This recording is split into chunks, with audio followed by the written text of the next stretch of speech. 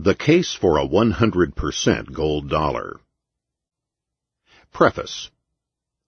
When this essay was published nearly 30 years ago, America was in the midst of the Bretton Woods system, a Keynesian international monetary system that had been foisted upon the world by the United States and British governments in 1945.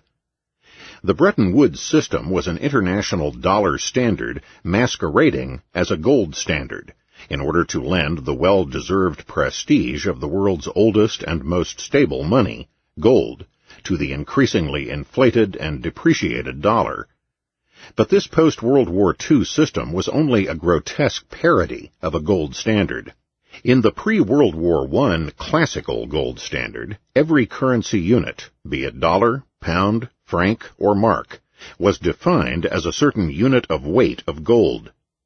Thus, the dollar was defined as approximately 1/20th of an ounce of gold, while the pound sterling was defined as a little less than 1/4 of a gold ounce, thus fixing the exchange rate between the two and between all other currencies at the ratio of their weights. The precise ratio of gold weights amounted to defining the pound sterling as equal to 4.86656 dollars. Since every national currency was defined as being a certain weight of gold, paper francs or dollars or bank deposits were redeemable by the issuer, whether government or bank, in that weight of gold.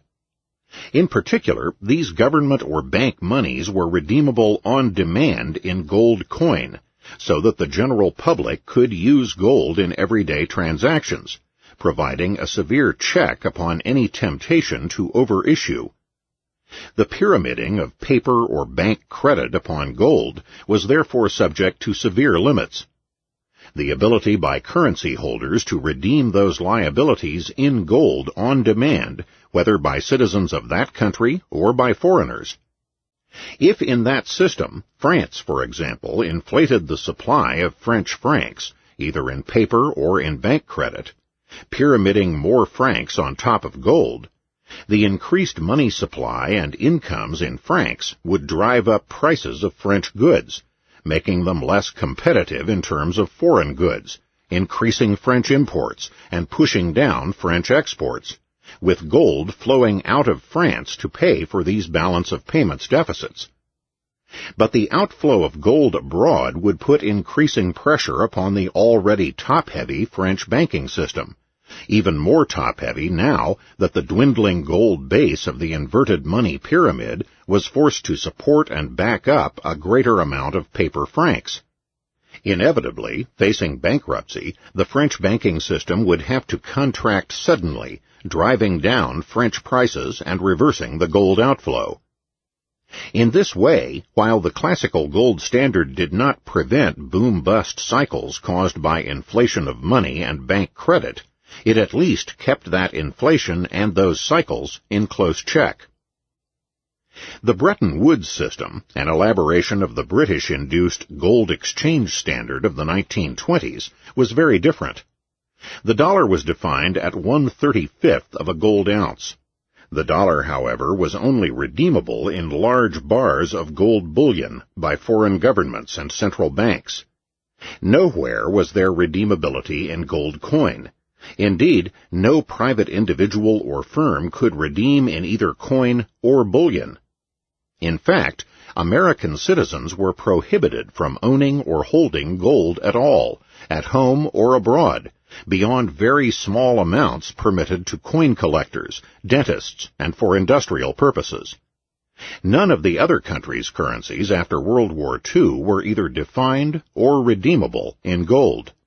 Instead, they were defined in terms of the dollar, dollars constituting the monetary reserves behind francs, pounds, and marks, and these national money supplies were in turn pyramided on top of dollars. The result of this system was a seeming bonanza during the 1940s and 1950s for American policymakers.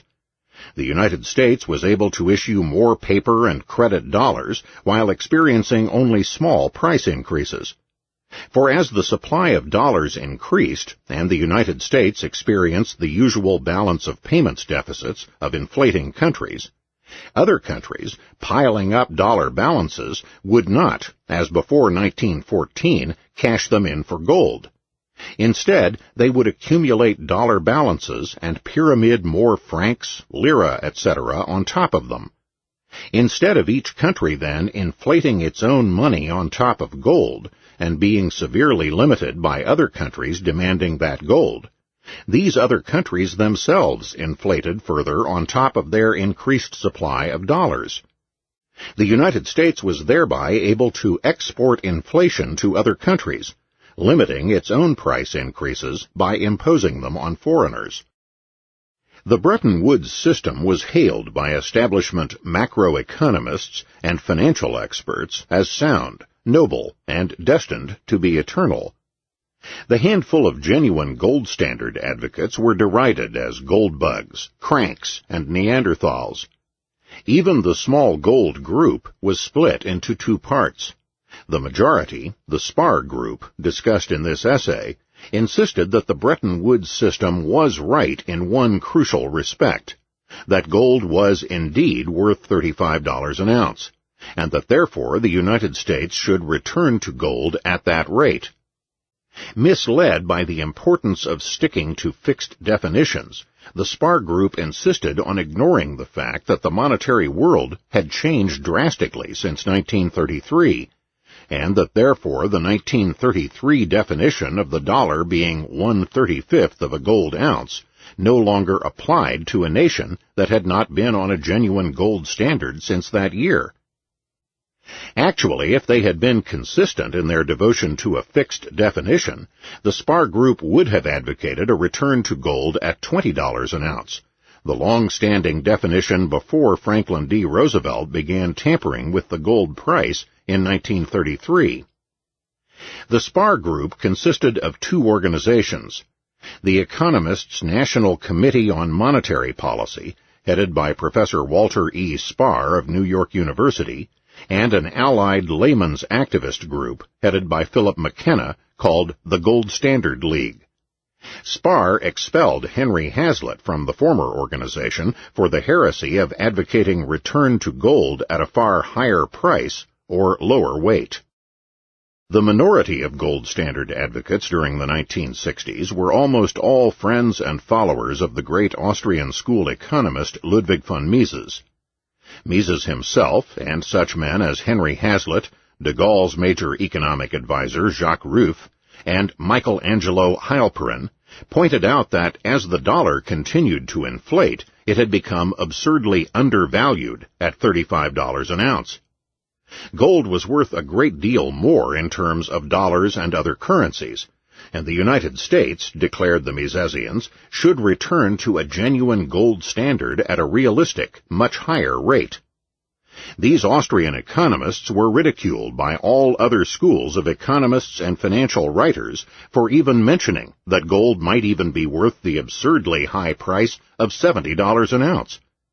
The Misesians predicted that the Bretton Woods system would collapse, since relatively hard money countries, recognizing the continuing depreciation of the dollar, would begin to break the informal gentleman's rules of Bretton Woods, and insistently demand redemption in gold that the United States did not possess. The only other critics of Bretton Woods were the growing wing of establishment economists, the Friedmanite monetarists. While the monetarists also saw the monetary crises that would be entailed by fixed rates in a world of varying degrees of currency inflation, they were even more scornful of gold than their rivals, the Keynesians. Both groups were committed to a fiat paper standard. But whereas the Keynesians wanted a dollar standard cloaked in a fig leaf of gold, the monetarists wanted to discard such camouflage, abandon any international money, and simply have national fiat paper monies freely fluctuating in relation to each other. In short, the Friedmanites were bent on abandoning all the virtues of a world money and reverting to international barter. Keynesians and Friedmanites alike maintained that the gold bugs were dinosaurs, whereas Mises and his followers held that gold was giving backing to paper money. Both the Keynesian and Friedmanite wings of the establishment maintained precisely the opposite, that it was sound and solid dollars that were giving value to gold. Gold, both groups asserted, was now worthless as a monetary metal. Cut dollars loose from their artificial connection to gold, they chorused in unison, and we will see that gold will fall to its non-monetary value, then estimated at approximately $6 an ounce. There can be no genuine laboratory experiments in human affairs, but we came as close as we ever will in 1968, and still more definitively in 1971. Here were two firm and opposing sets of predictions. The Misesians, who stated that if the dollar and gold were cut loose, the price of gold in ever more inflated dollars would zoom upward, and the massed economic establishment, from Friedman to Samuelson, and even including such ex-Misesians as Fritz Machlup, maintaining that the price of gold would, if cut free, plummet from $35 to $6 an ounce. The allegedly eternal system of Bretton Woods collapsed in 1968. The gold price kept creeping above $35 an ounce in the free gold markets of London and Zurich, while the Treasury, committed to maintaining the price of gold at $35, increasingly found itself drained of gold to keep the gold price down. Individual Europeans and other foreigners realized that because of this Treasury commitment, the dollar was, for them, in essence redeemable in gold bullion at $35 an ounce. Since they saw that dollars were really worth a lot less, and gold a lot more than that, these foreigners kept accelerating that redemption. Finally, in 1968, the United States and other countries agreed to scuttle much of Bretton Woods, and to establish a two-tier gold system. The governments and their central banks would keep the $35 redeemability among themselves as before, but they would seal themselves off hermetically from the pesky free gold market, allowing that price to rise or fall as it may. In 1971, however, the rest of the Bretton Woods system collapsed. Increasingly, such hard money countries as West Germany, France, and Switzerland, getting ever more worried about the depreciating dollar, began to break the gentleman's rules and insist on redeeming their dollars in gold, as they had a right to do. But as soon as a substantial number of European countries were no longer content to inflate on top of depreciating dollars and demanded gold instead, the entire system inevitably collapsed. In effect, declaring national bankruptcy on August 15, 1971, President Nixon took the United States off the last shred of a gold standard and put an end to Bretton Woods. Gold and the dollar was thus cut loose in two stages. From 1968 to 1971, governments and their central banks maintained the $35 rate among themselves, while allowing a freely fluctuating private gold market. From 1971 on, even the fiction of $35 was abandoned. What then of the laboratory experiment? Flouting all the predictions of the economic establishment, there was no contest as between themselves and the Misesians. Not once did the price of gold on the free market fall below $35. Instead, it kept rising steadily, and after 1971 it vaulted upward, far beyond the once seemingly absurd high price of $70 an ounce. At one point, the price of gold reached $850 and is now lingering in the area of $350 an ounce. While gold bugs like to mope about the alleged failure of gold to rise still further, it should be noted that even this depressed gold price is tenfold the alleged eternally fixed rate of $35 an ounce. One side effect of the rising market price of gold was to ensure the total disappearance of the Spar Group. $35 gold is now not even a legal fiction. It is dead and buried, and it is safe to say that no one of any school of thought will want to resurrect it. Here was a clear-cut case where the Misesian forecasts were proven gloriously and spectacularly correct, while the Keynesian and Friedmanite predictions proved to be spectacularly wrong. What, it might well be asked, was the reaction of the establishment, all allegedly devoted to the view that science is prediction, and of Milton Friedman, who likes to denounce Austrians for supposedly failing empirical tests? Did he or they graciously acknowledge their error and hail Mises and his followers for being right? To ask that question is to answer it.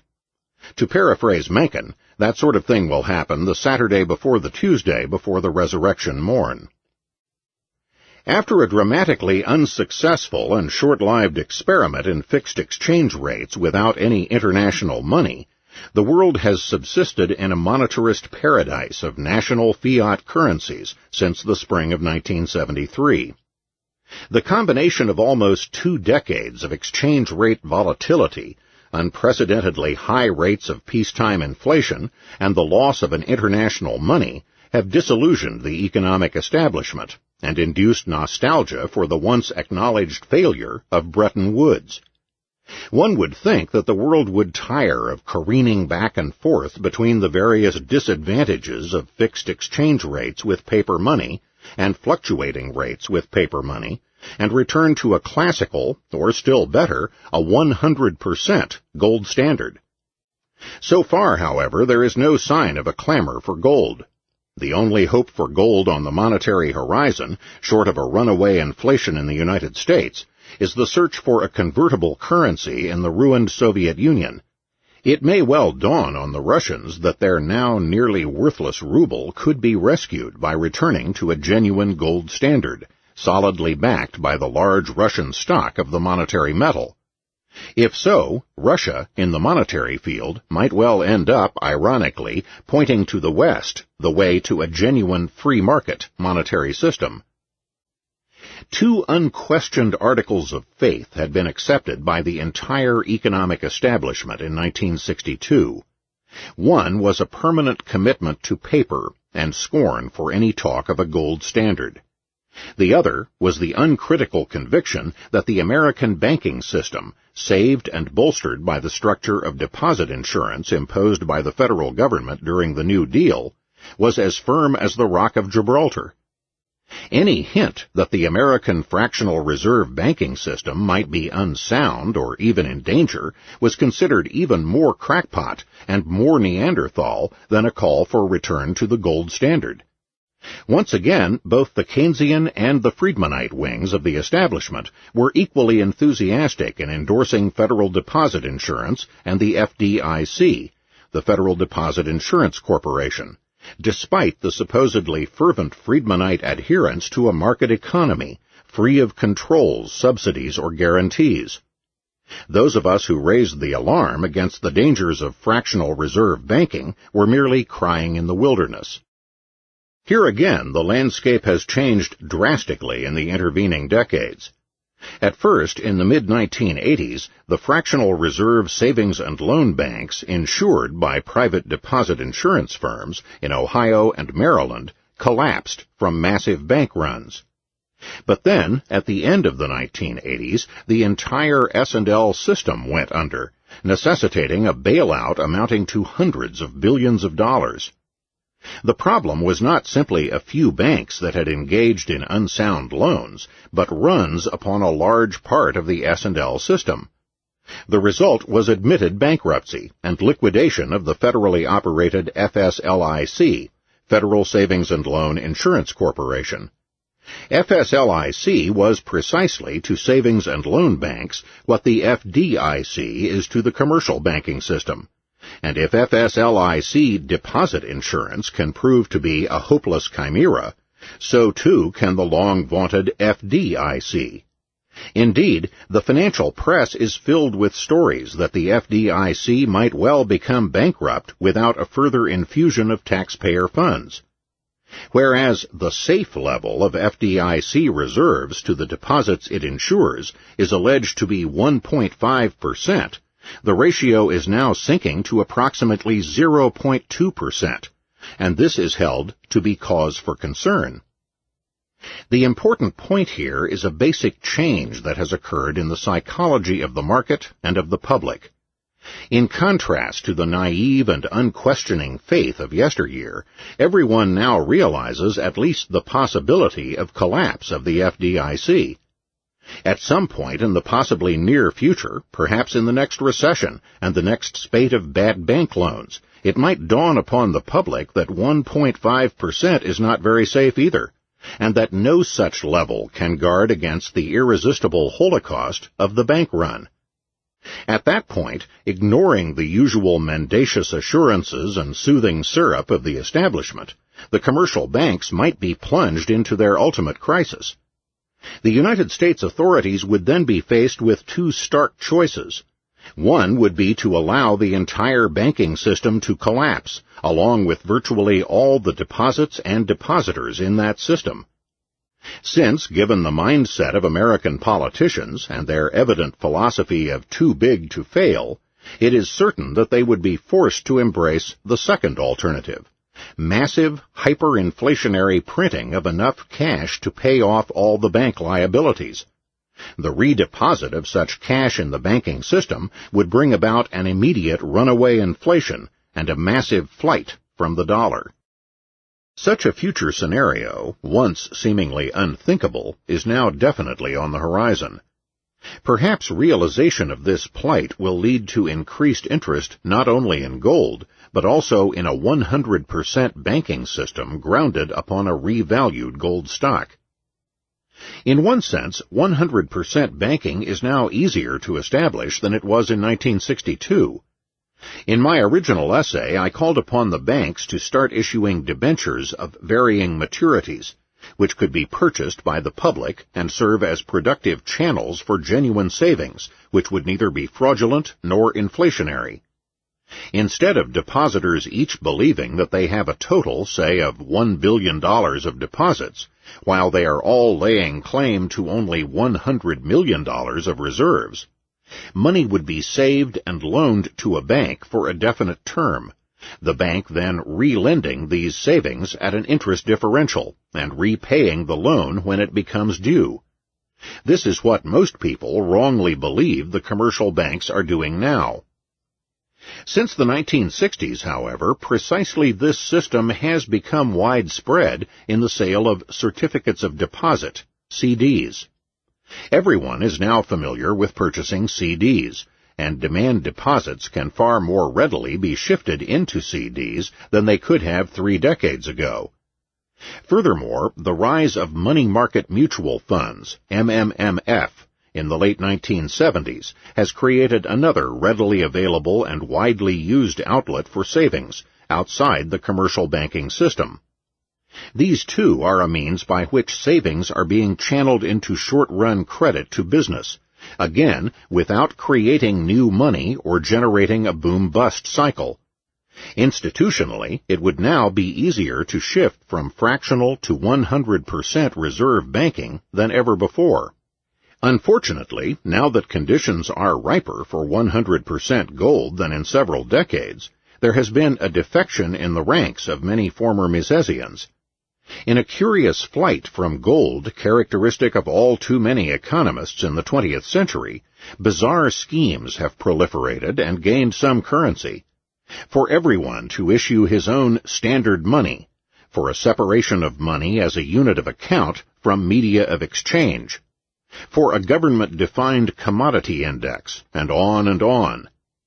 It is particularly odd that economists who profess to be champions of a free market economy should go to such twists and turns to avoid facing the plain fact that gold, that scarce and valuable market-produced metal, has always been and will continue to be, by far the best money for human society. Murray N. Rothbard, Las Vegas, Nevada, September 1991. 1. The case for a 100% gold dollar. To advocate the complete, uninhibited gold standard runs the risk in this day and age of being classified with the dodo bird. When the Roosevelt administration took us off the gold standard in 1933, the bulk of the nation's economists opposed the move and advocated its speedy restoration. Now, gold is considered an absurd anachronism, a relic of a tribal fetish. Gold indeed still retains a certain respectability in international trade as the preeminent international money. Gold as a medium of foreign trade can command support. But while foreign trade is important, I would rather choose the far more difficult domestic battleground and argue for a genuine gold standard at home as well as abroad. Yet I shall not join the hardy band of current advocates of the gold standard, who call for a virtual restoration of the status quo ante-1933. Although that was a far better monetary system than what we have today, it was not, I hope to show, nearly good enough. By 1932, the gold standard had strayed so far from purity, so far from what it could and should have been, that its weaknesses contributed signally to its final breakdown in 1933. 2. Money and freedom. Economics cannot by itself establish an ethical system, although it provides a great deal of data for anyone constructing such a system, and everyone, in a sense, does so in deciding upon policy. Economists therefore have a responsibility when advocating policy to apprise the reader or listener of their ethical position.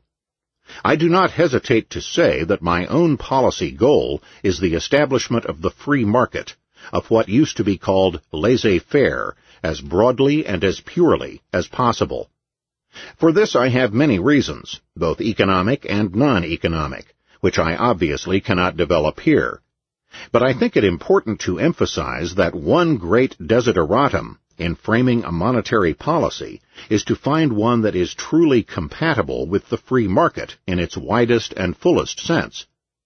This is not only an ethical, but also an economic tenet, for at the very least, the economist who sees the free market working splendidly in all other fields should hesitate for a long time before dismissing it in the sphere of money. I realize that this is not a popular position to take, even in the most conservative economic circles. Thus, in almost its first sentence, the United States Chamber of Commerce's pamphlet series on the American competitive enterprise economy announced, "Money is what the government says it is." It is almost universally believed that money, at least, cannot be free, that it must be controlled, regulated, manipulated, and created by government. Aside from the more strictly economic criticisms that I will have of this view, we should keep in mind that money, in any market economy advanced beyond the stage of primitive barter, is the nerve center of the economic system.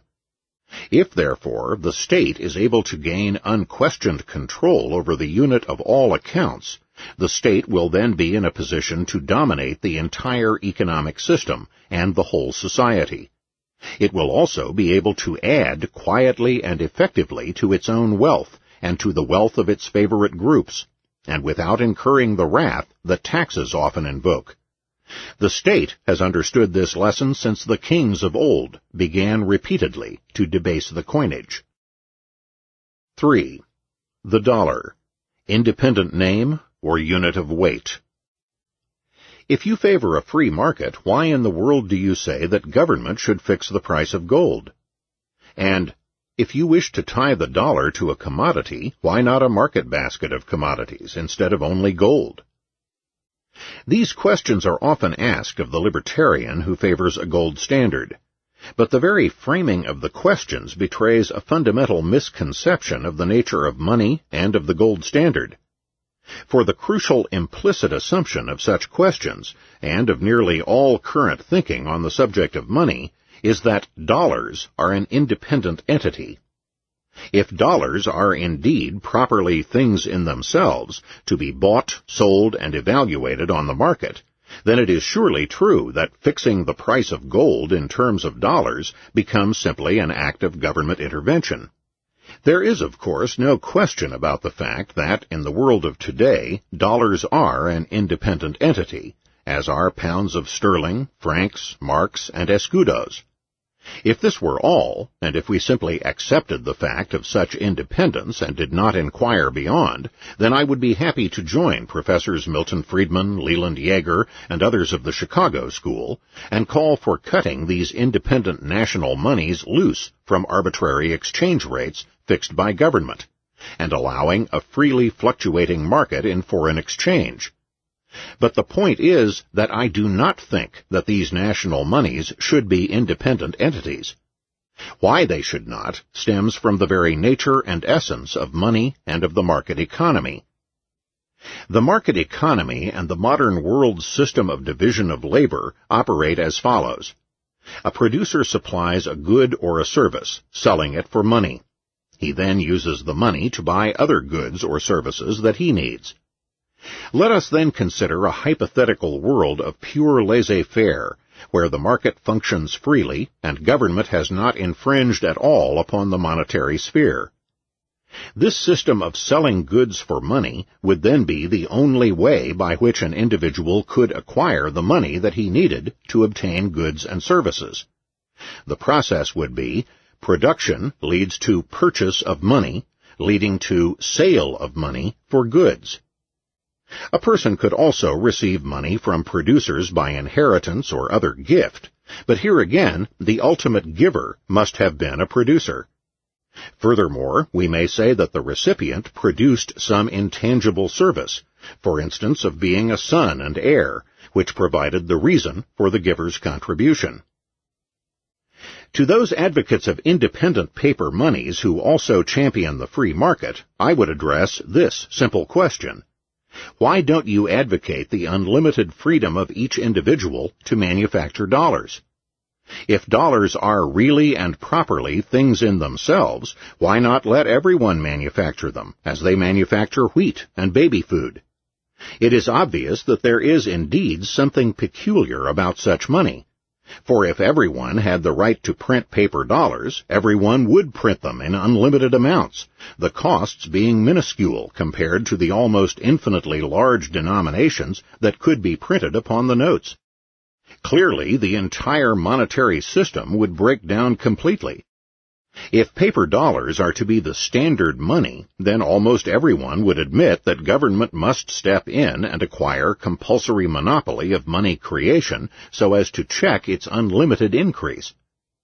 There is something else wrong with everyone printing his own dollars, for then the chain from production of goods through purchase of money to sale of money for goods would be broken, and anyone could create money without having to be a producer first. He could consume without producing, and thus seize the output of the economy from the genuine producers. Government's compulsory monopoly of dollar creation does not solve all these problems, however, and even makes new ones. For what is there to prevent government from creating money at its own desired pace, and thereby benefiting itself and its favored citizens?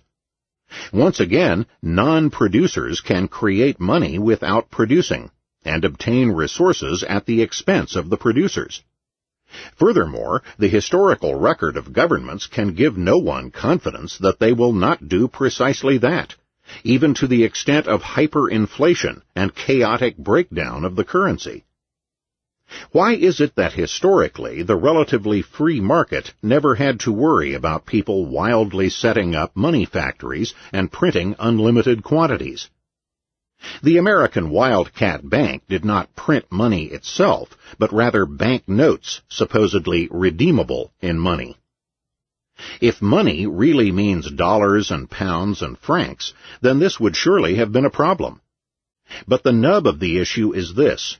On the pristine free market, money does not and cannot mean the names of paper tickets.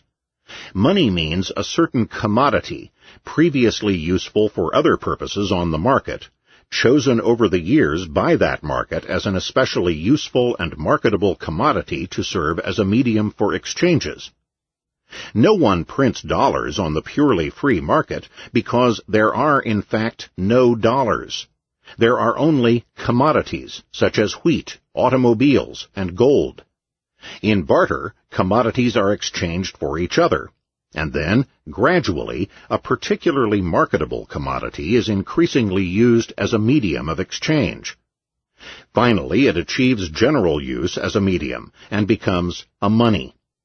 I need not go through the familiar but fascinating story of how gold and silver were selected by the market after it had discarded such commodity monies as cows, fishhooks, and iron hose. And I need also not dwell on the unique qualities possessed by gold and silver that caused the market to select them, those qualities lovingly enunciated by all the older textbooks on money: high marketability, durability, portability, recognizability, and homogeneity. Like every other commodity, the price of gold in terms of the commodities it can buy varies in accordance with its supply and demand. Since the demand for gold and silver was high, and since their supply was low in relation to the demand, the value of each unit in terms of other goods was high, a most useful attribute of money. This scarcity, combined with great durability, meant that the annual fluctuations of supply were necessarily small, another useful feature of a money commodity. Commodities on the market exchange by their unit weights, and gold and silver were no exceptions. When someone sold copper to buy gold and then to buy butter, he sold pounds of copper for ounces or grams of gold to buy pounds of butter. On the free market, therefore, the monetary unit, the unit of the nation's accounts, naturally emerges as the unit of weight of the money commodity. For example, the silver ounce or the gold gram. In this monetary system emerging on the free market, no one can create money out of thin air to acquire resources from the producers. Money can only be obtained by purchasing it with one's goods or services. The only exception to this rule is gold miners, who can produce new money. But they must invest resources in finding, mining, and transporting an especially scarce commodity. Furthermore, gold miners are productively adding to the world's stock of gold for non-monetary uses as well. Let us indeed assume that gold has been selected as the general medium of exchange by the market, and that the unit of account is the gold gram. What will be the consequences of complete monetary freedom for each individual? What of the freedom of the individual to print his own money, which we have seen to be so disastrous in our age of fiat paper? First, let us remember that the gold gram is the monetary unit, and that such debasing names as dollar, franc, and mark do not exist and have never existed. Suppose that I decide to abandon the slow, difficult process of producing services for money, or of mining money, and instead decided to print my own. What would I print? I might manufacture a paper ticket and print upon it 10 Rothbards. I could then proclaim the ticket as money and enter a store to purchase groceries with my embossed Rothbards. In the purely free market which I advocate, I or anyone else would have a perfect right to do this. And what would be the inevitable consequence? Obviously that no one would pay any attention to the Rothbards, which would be properly treated as an arrogant joke. The same would be true of any Joneses, Browns, or paper tickets printed by anyone else. And it should be clear that the problem is not simply that few people have ever heard of me. If General Motors tried to pay its workers in paper tickets entitled 50 GMs, the tickets would gain as little response. None of these tickets would be money, and none would be considered as anything but valueless, except perhaps a few collectors of curios. And this is why total freedom for everyone to print money would be absolutely harmless in a purely free market. No one would accept these presumptuous tickets. Why not freely fluctuating exchange rates? Fine. Let us have freely fluctuating exchange rates on our completely free market. Let the Rothbards and Browns and GMs fluctuate at whatever rate they will exchange for gold or for each other.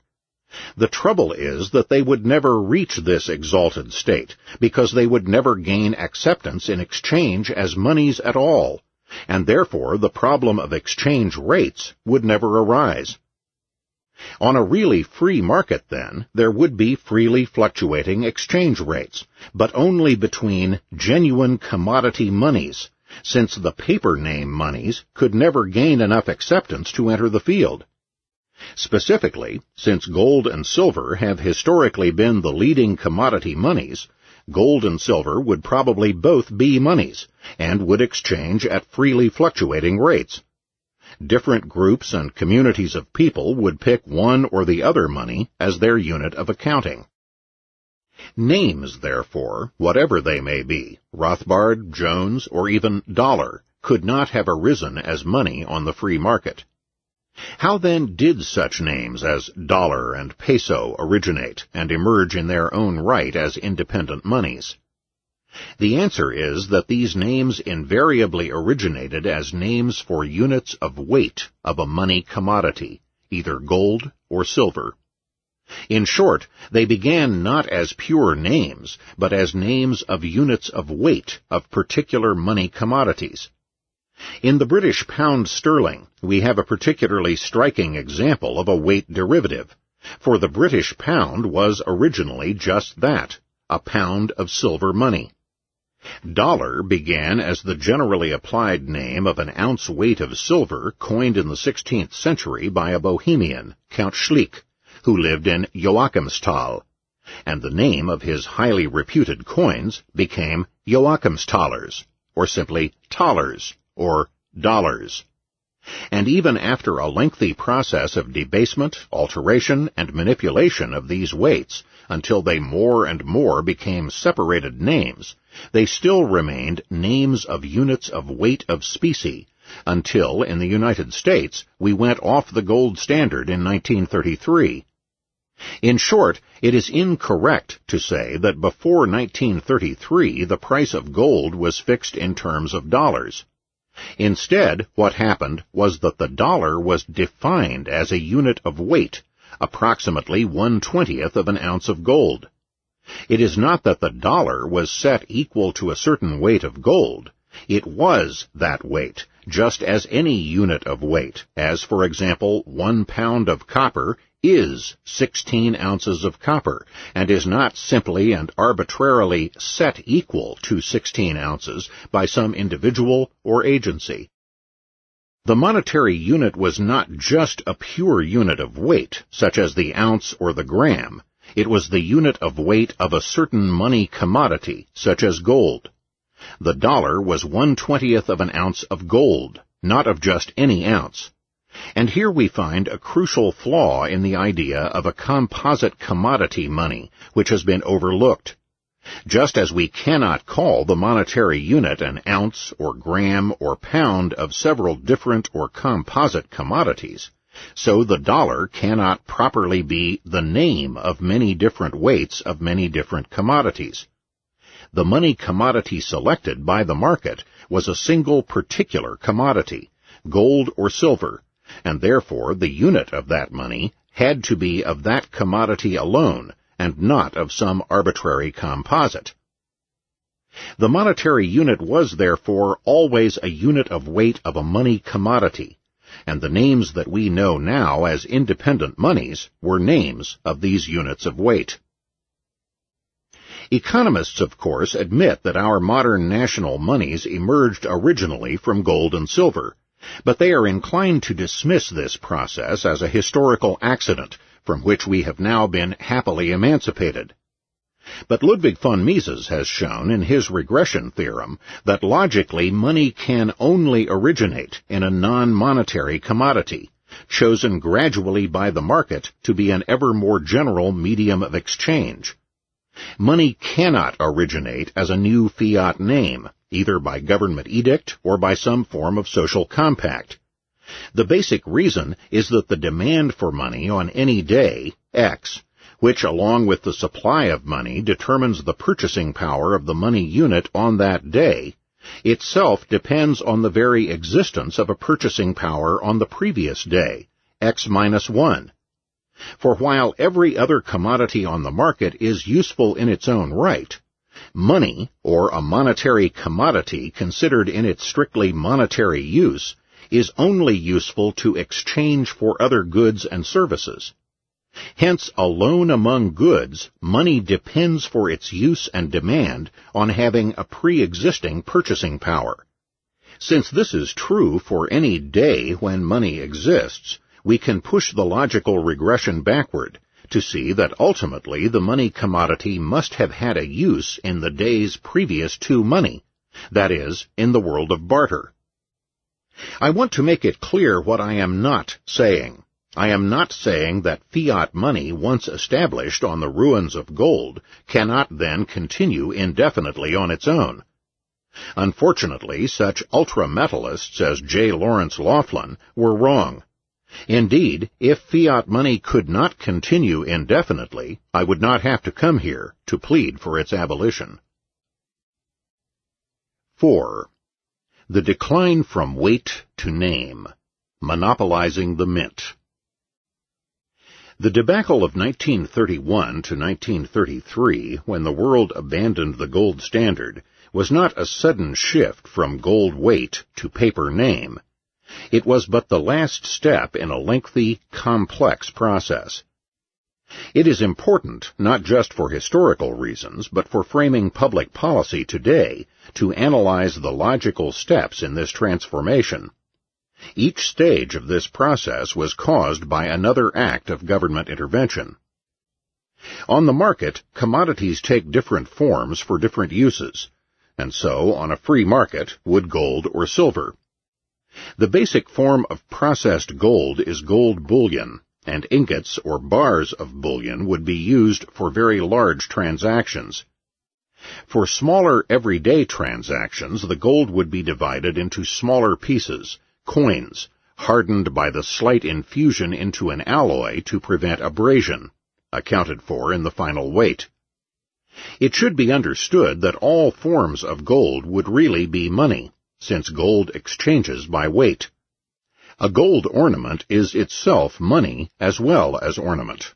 It could be used in exchange, but it is simply not in a convenient shape for exchanges, and would probably be melted back into bullion before being used as money. Even sacks of gold dust might be used for exchange in mining towns. Of course, it costs resources to shift gold from one form to another, and therefore on the market, coins would tend to be at a premium over the equivalent weight in bullion, since it generally costs more to produce a coin out of bullion than to melt coins back into bullion. The first and most crucial act of government intervention in the market's money was its assumption of the compulsory monopoly of minting, the process of transforming bullion into coin.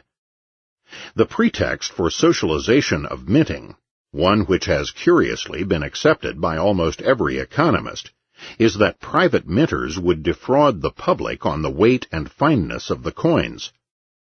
This argument rings peculiarly hollow when we consider the long record of governmental debasement of the coinage and of the monetary standard. But apart from this, we certainly know that private enterprise has been able to supply an almost infinite number of goods requiring high-precision standards. Yet nobody advocates nationalization of the machine tool industry or the electronics industry in order to safeguard these standards. And no one wants to abolish all contracts because some people might commit fraud in making them. Surely the proper remedy for any fraud is the general law in defense of property rights.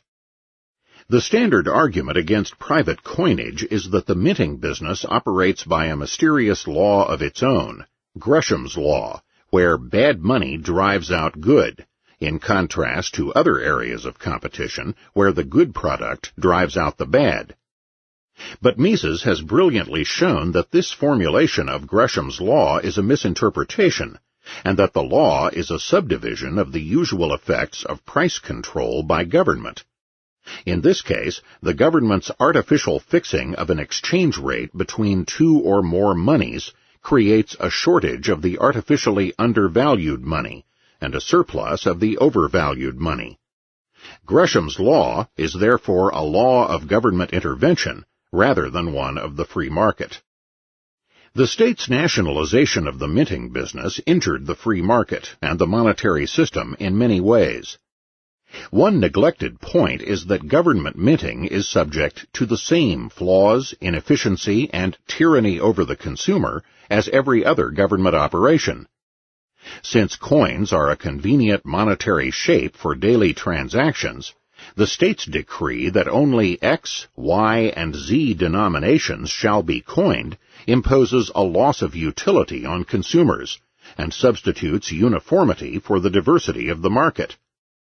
It also begins the long, disastrous slide from an emphasis on weight to an emphasis on name, or tally. In short, under private coinage there would be a number of denominations, in strict accordance with the variety of consumer wants. The private stamp would probably guarantee fineness rather than weight, and the coins would circulate by weight.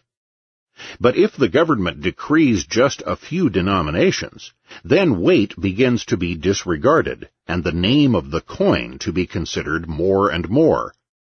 For example, the problem persisted in Europe for centuries of what to do with old worn coins.